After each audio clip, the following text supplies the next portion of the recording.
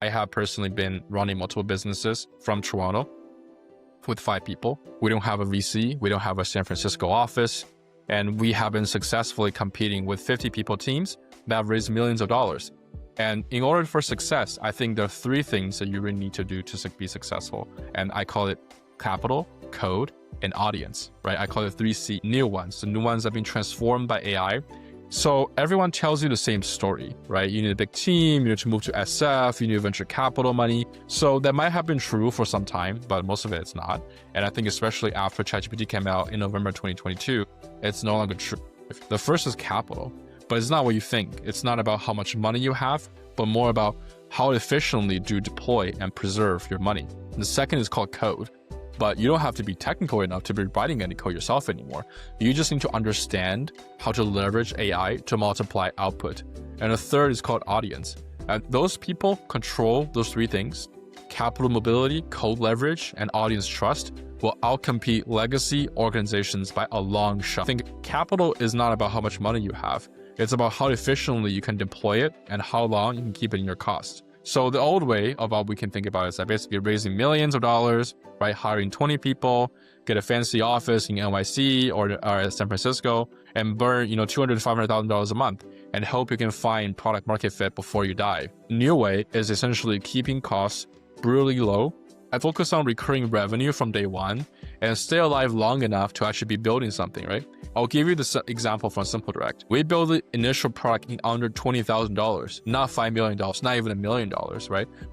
We started with 2, we went all the way to 14, realizing it doesn't work, and we quickly scaled down to 2 and then now 5, right? So we save hundreds of thousands to millions of dollars a year in salaries. We use AI tools instead of new hires, right? And that is also about spending about $8,000 per year on AI tools versus $200,000, $300,000 per year per person. And lastly, we're based in Toronto, which by all means is not a cheap city. And we are about, I think, 40% cheaper than New York City and San Francisco in terms of rent, in terms of cost of goods. But here's what matters more, right? Than all the things I just said. It's capital liquidity. So ask yourself 3 questions. Can you deploy your capital anywhere, right? Can you reposition your capital very fast if something's not working out? And does it compound without your time? For example, if you are spending time on a consulting business or retail store, whatever, the business cannot live without you, right? You're not compounding it well enough, and you're basically failing the capital liquidity test. And for my setup, I'm actually still personally figuring out how the business can run without me. So the business will still need my involvement for at least next year to come. So I'm being very honest about it. And we currently have more than 50 months of runways. The more efficiently you deploy your capital, the longer runway you'll have, and the more freedom you'll have of pivoting if one thing doesn't work out. And that's the first thing about capital, which I think efficiency is king, right? So now let's think about a second thing, about code. So some of you guys might be like, oh, George, I don't know how to code. But the thing is, I'm sure you guys know a little bit of it, is that after AI has become more mainstream, now anyone can code necessarily, right? Code used to mean that you need to have 4 years or 5 years of school and a bachelor's degree and then coming out or finishing a boot camp. So that has changed considerably, right? It used to be requiring you to have a technical co-founder. And when I started out, I did have a technical co-founder. But now I'm personally both the CEO and the CTO of the business. I was able to use AI tools such as Cursor, Claude, ChatGPT, to basically be able to ask stupid questions without being judged, and also to understand exact syntaxes, and also understanding how to write architecture, how to plan architecture. What I do is I do review code consistently. I do give my time to understand how it works. One of the biggest mistakes that founders make is that they don't understand the code basis, of which they give them the excuse of, I'm not a technical person, right? So that excuse worked well in the past days, but doesn't work anymore now. We're all in an AI first world, right? So personally, I leverage AI to replace what used to require a full engineering team. So at the peak, we had about 6 engineers, and now we have only just 2. I personally use Cursor. You just tell Cursor what to do, and it's able to actually generate that code for you, and you can review it and approve or disapprove it. You should think of Cursor and also AI tools in general as a junior developer who doesn't fully understand what they're doing yet, right? So you need to have some sort of oversight. Also, I use Claude and Claude on the web as well. Strategy, content, right? Problem solving, right? I also use it to brainstorm a lot, basically being my co-founder for brainstorming and decision making. And I specifically told Claude to be extremely honest with me. And I think, in many cases it has. So I personally love it a lot. And in terms of support, we use ChatWoot, which is one of the tools out of many, by the way, that you can use. So that's pretty good. We use that to basically automate almost all of our customer support queries. You can also use Help Desk, Intercom, Help Scout, different tools out there that you can use. It's pretty cheap. Definitely pick the cheapest one. And we also use GitHub Copilot, as I mentioned, and MCP servers, which sounds complicated, but it's really not. Basically just like be able to give AI an idea to understand the complexity and context of your business, which I use MCP servers. So if you don't understand that, I'll give a link down below in the description to let you guys know where you can study the MCP servers. The key insight is that you actually don't need to write the code at all, right? You just need to direct it. So think of it as like being a film director versus a cameraman, right? The director doesn't operate the camera, but they know exactly what shot they want. That's you with AI tools, right?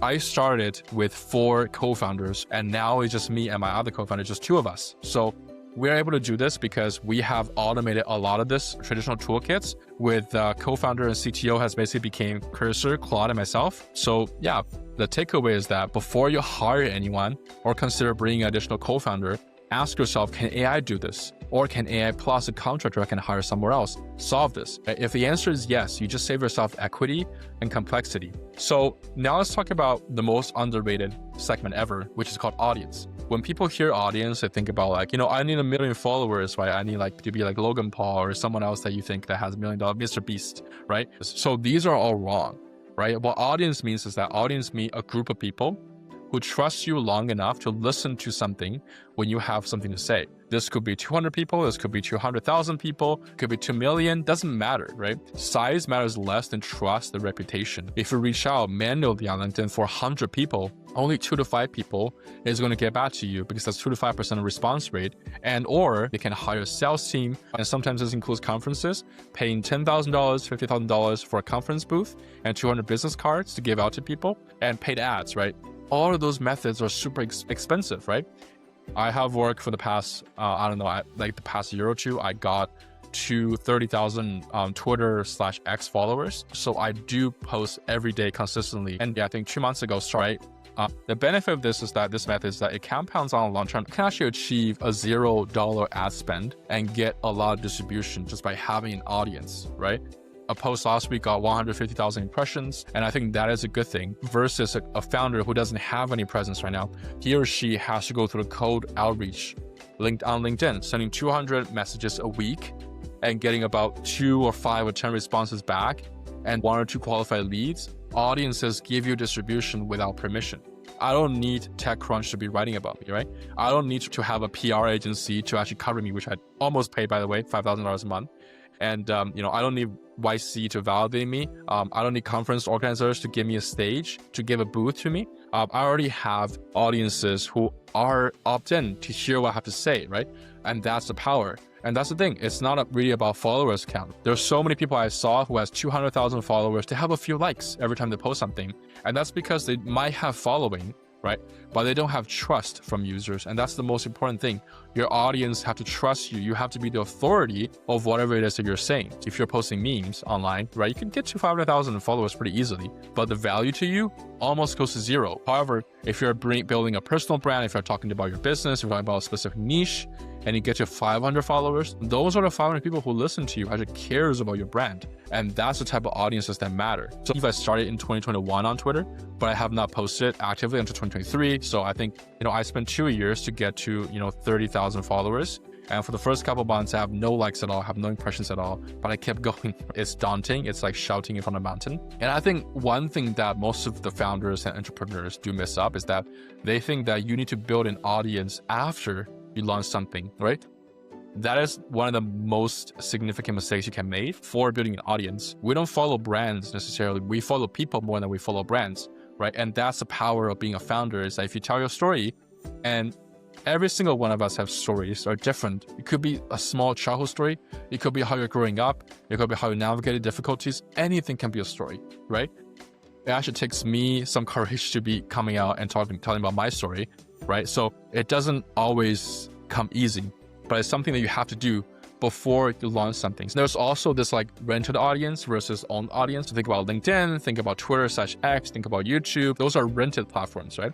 Owned platforms are like newsletters. You have their emails, podcasts, right? You own the distribution directly to your audiences. So start out with the rented channels because they do have the most audience and it gives you the most boost. And when you have enough people, audiences, and you're confident enough in both, prioritizing the owned audience first, right? And at my peak, we had 14 people in a company as a company that's just making about $30,000, $40,000 a month. And that's entirely crazy, right?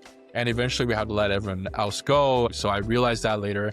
And now we're building a profitable way of getting 5 people to do 2 companies. And it's running just fine, right? As you guys can see. So if you have, 14 people, there's 91 possible communication path. With 5 people, there's 10. So I really don't think headcount matters anymore, right? For geography, I also don't think locations matter anymore. Sure, like location matters in terms of I'm building in Toronto, which is like in no way a tech hub, in no way a SaaS hub, right? But I'm finding my success here because it's lower cost of living. Toronto is 40% cheaper than San Francisco, which doesn't seem like a lot, but if you run the numbers, you can actually save $100,000 every year. We use Zoom and Google Meet a lot these days for networking, and network doesn't necessarily mean you have to meet in person all the time anymore. So think about how you can actually make your capital as efficient as you can. Think about how you can prolong your runways in your business so you can run as many months, as many years as you can by cutting down expenses and really shrinking the team to just a few essential staff as much as you can. And if you don't have an audience, start today, start now, and start building an audience, which is super important. And try to own a relationship and try to start with a rented platform if you don't have one, and eventually move into own platform. And that's the way you scale. Try to also prioritize your reputation or prioritize trust in all those different scenarios because those are the ones that matter. And I truly believe just one person with capital that's liquid and efficient, with code that multiplies output through AI and tools, and audiences that trust and support them can outcompete a 50-people team in a fancy San Francisco office. So the shift from machine platform crowd to what I call capital, code, and audiences, the 3 Cs, right? So that is the future. Go run your 3C audit, fix what's broken, and double down what is working. So this is George, and you're listening to the Founder Reality Show. I'll see you next time.